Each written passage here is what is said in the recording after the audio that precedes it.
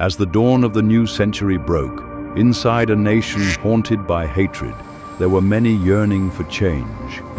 Amidst the cacophony of conflict, music publisher and insurance executive Herbert Pace's life unfolded like a symphony and emerged as a beacon of hope.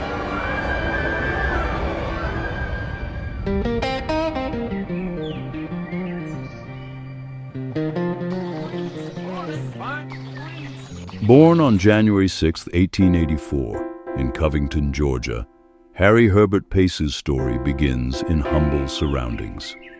From a young age, he showed a hunger for knowledge. Harry was introduced to music through his family's cultural background, which valued artistic expression. His mother, a skilled musician, played a significant role in nurturing his musical talents. He showed early signs of musical genius, particularly on the piano, and began composing songs as a teenager. Harry Pace attended the Atlanta University Laboratory School. This institution was not integrated, and it served black students exclusively.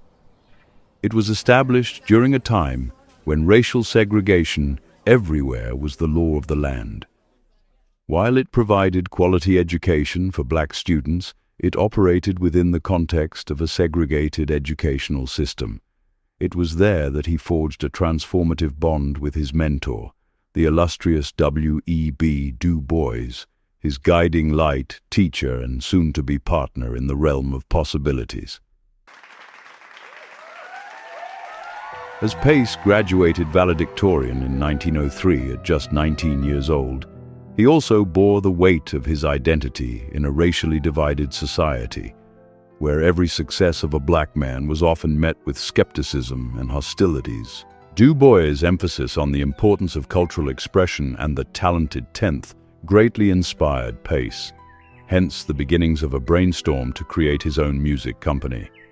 After college, Pace and Du Bois collaborated on various initiatives aimed at promoting African-American artists and their contributions to music and culture.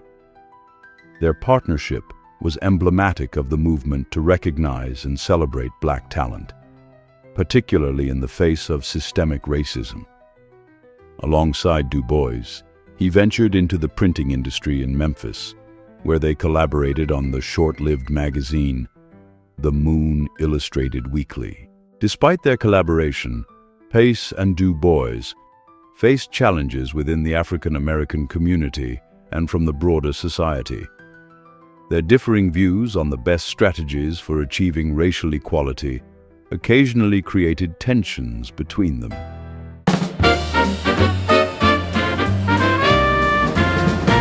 In 1912, Harry's path intertwined with that of music legend W.C. Handy, leading to a partnership that ignited his passion for song and storytelling. But even as the melodies flowed, the undercurrents of racial challenges began to rise. By 1921, with $30,000 in borrowed capital, Pace founded the Pace Phonograph Corporation. The creation of Black Swan Records was not just a business, it was a proclamation, a declaration that black artists deserved a platform. Named after the iconic Elizabeth Taylor Greenfield, known as the Black Swan, the label's first hit, featuring Ethel Waters, burst onto the scene, giving life to the rich cultural tapestry of black music. In less than a year, what began in the confines of Harry's basement transformed into a thriving enterprise, employing 30 staff members and reaching music lovers as far as the West Indies and the Philippines. From the start, as a composer, publisher, and record label owner, every note was in golden. These songs would have never seen the light of day if it wasn't for Harry Pace.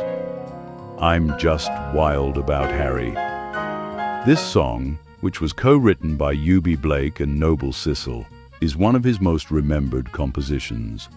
Also published with the help of Pace were classic songs like Handy's St. Louis Blues and Beale Street Blues. In fact, In the Cotton Fields of Dixie was the first song that Pace and W.C. Handy wrote together, dating back to 1907 when they officially formed their publishing partnership. more hits came.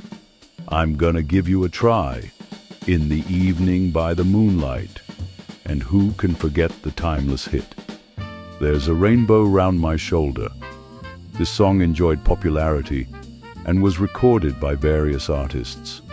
But success often comes with unseen shadows. And as radio emerged, so did the fear of erasure. Through the years, the music industry was built and transformed from radio to records, tapes, CDs, and today, downloading. Prior to radio, pretty much everyone played instruments of some kind. It was the only way you were going to hear music. The sheet music was sold like records back then. Whoever came up with the hottest song sold the most sheets. The outline of ambition that Pace had sketched so carefully began to blur, with radio silence drowning out his melodies. Black Swan, as a label dedicated to promoting black artists, encountered systemic racism in the broader music industry. This included discrimination from radio stations, record retailers, and audiences who may have been unwilling to embrace music produced by black artists.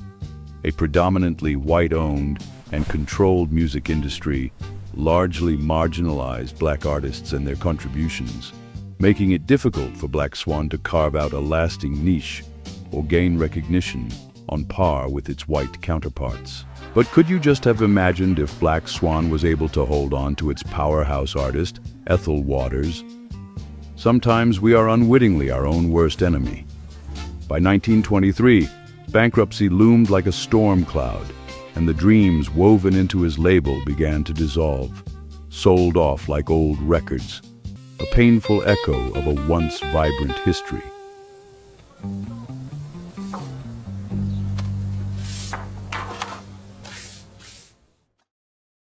But Herbert Pace was not a man to succumb to despair. In 1925, he pivoted, establishing the Northeastern Life Insurance Company in Newark, New Jersey, a beacon of hope that became the largest black-owned business in the North during the 1930s. He then moved to Chicago. Years later, it was reported that some family members did not know his true ethnic identity. What kind of pain and disappointment did this man endure? A man who walked in the presence of giants like W.E.B. Du Bois and W.C. Handy. Despite the wisdom and self-awareness one would expect from someone of his stature, he found himself trapped in a life of deceit and concealment. The contrast between his potential and the reality of his existence raises poignant questions about the struggles he faced and the sacrifices he made in navigating such a challenging path. Herbert Pace was a pioneering figure whose vision laid the foundation for future African-American artists and entrepreneurs. His founding of Pace Phonograph Company and Black Swan Records served as inspiration for Berry Gordy and the Motown sound. Just as Pace championed black musicians at a time of racial barriers, Gordy cultivated a unique assembly of hit-making artists. Additionally, in 1953, Vivian Carter and her husband, James Bracken, created VJ Records. But these are stories for another time. Herbert Pace's legacy continues to resonate, reminding us that from the ashes of adversity can come the sweet notes of resilience and triumph.